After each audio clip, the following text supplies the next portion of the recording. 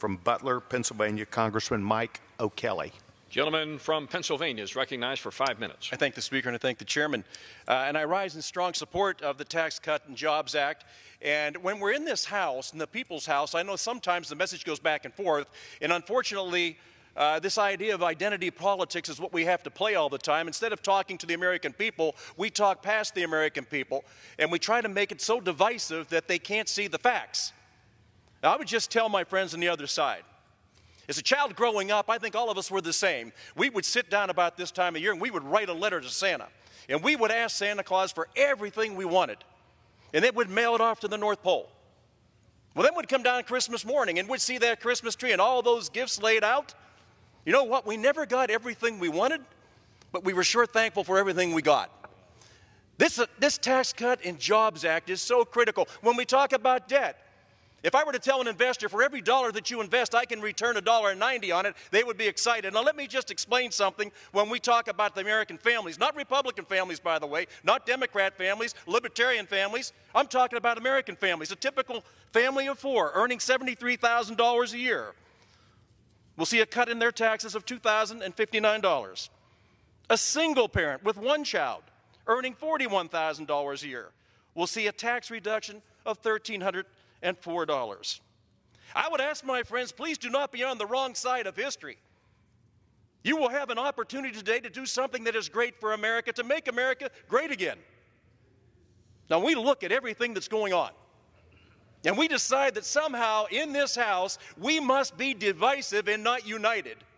When we think that somehow giving people more of their own money back is the wrong policy. When we think that somehow giving tax relief to every single American is the wrong policy. When we think that the tone and tint of somebody's skin, the shape of their eye, where they worship, where they live, what they earn is the main issue, and we can divide them as a people, that is absolutely wrong.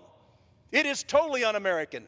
What is truly pro-American is making sure that every single American gets to keep more of her or his money that they earn any day, and they don't have to give it to the government. Nothing could be more simple.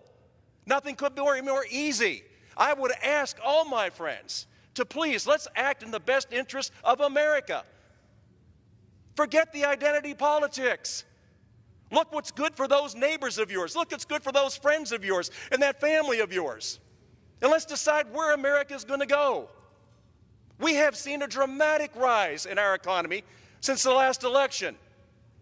This tax cuts bill, this jobs bill, will allow this economy to take off, where all boats will rise, not just red boats or blue boats, but red, white, and blue boats. And it will happen at the best time of the year, a time when people look to this House to do the right thing for the right reason, because good things happen when we do that. This is an incredible opportunity in the history of the country.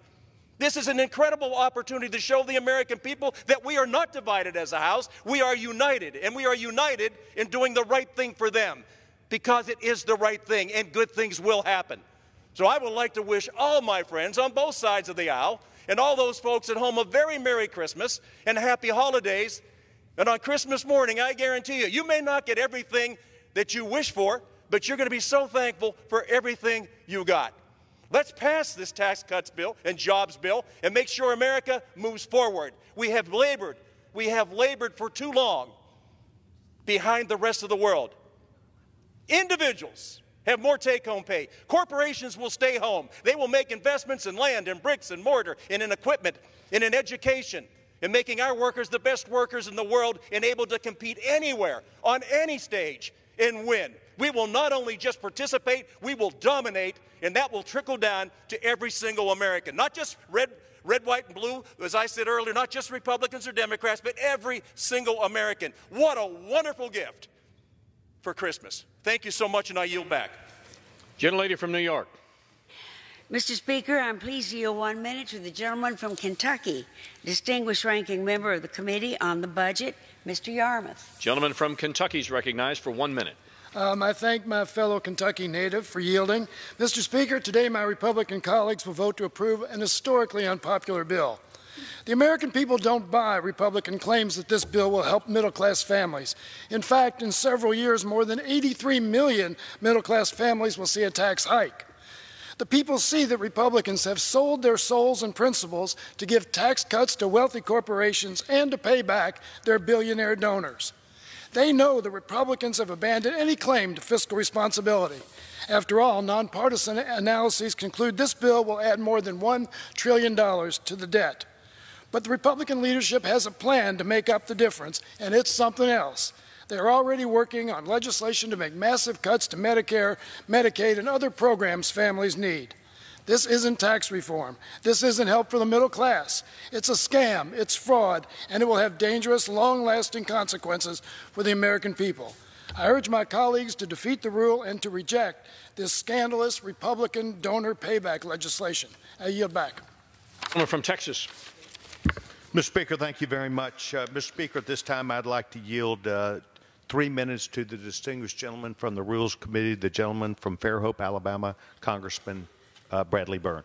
Gentleman from Alabama is recognized for 3 minutes. I thank the chairman for yielding and for his continued leadership. We are on the cusp of something truly historic that will make life better for millions of people across the United States.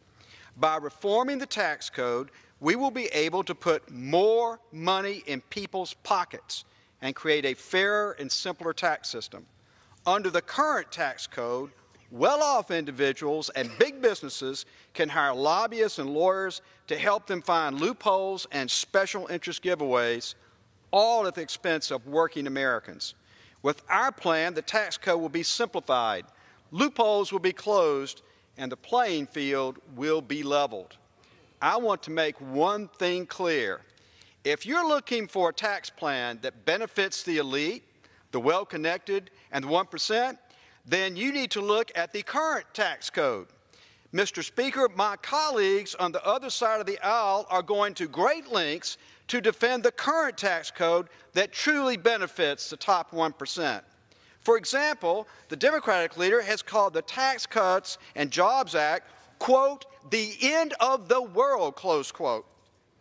So apparently, giving the hardworking people in this country a tax cut is to her, quote, Armageddon, close quote. Listen, let's stop with all the doomsday political rhetoric, cut to the chase, and say what this bill really does. It cuts taxes on hard-working Americans and allows them to their pockets. It supports American families by increasing the child tax credit and doubling the standard deduction. It grows the American economy by making the corporate tax code actually competitive with other industrialized countries. It benefits Main Street businesses in Alabama and across the country with a new 20% tax deduction for pass-through income. It will lead to greater economic growth, higher wages, and more jobs, exactly what the American people sent President Trump and the Republican Congress to Washington to do. So let's save the political hyperbole for another day. Let's pass the Tax Cuts and Jobs Act, and let's give the American people a real Christmas present and put more money in their pockets. And I yield back. Gentlelady from New York. Mr. Speaker, I'm pleased to yield 1 minute to the gentleman from Minnesota, Mr. Ellison. Gentleman from Minnesota is recognized for 1 minute. Mr. Speaker, I just ask the American people to ask themselves, have they ever seen a Republican big-time tax cut for the wealthy and big companies ever trickle down to them? If you look over the course of these things that they do every few years, all they do is concentrate wealth at the very top and take money out of the hands of working people. They starve government and make it more difficult for your government, which is of, by, and for the people, to help you with disaster, with Social Security, Medicaid, Medicare, or any kind of program that you need. It just starves the government of its ability to make your life better. But you know what, Mr. Speaker, another thing about this particular tax bill, you know, they've been studying it, and there is going to be one tremendous beneficiary of this tax bill. It's going to be Wells Fargo. Wells Fargo, which will see its corporate tax rate drop down to 21% from the 35% it is now, is going to make, on average, a 13% increase in earnings per share. Remember that big company that opened up a bunch of accounts people didn't need, sold people insurance that didn't need? They will be doing better. American families will be doing worse. Vote no on this rule. Gentleman's Vote no on time this has tax bill. expired.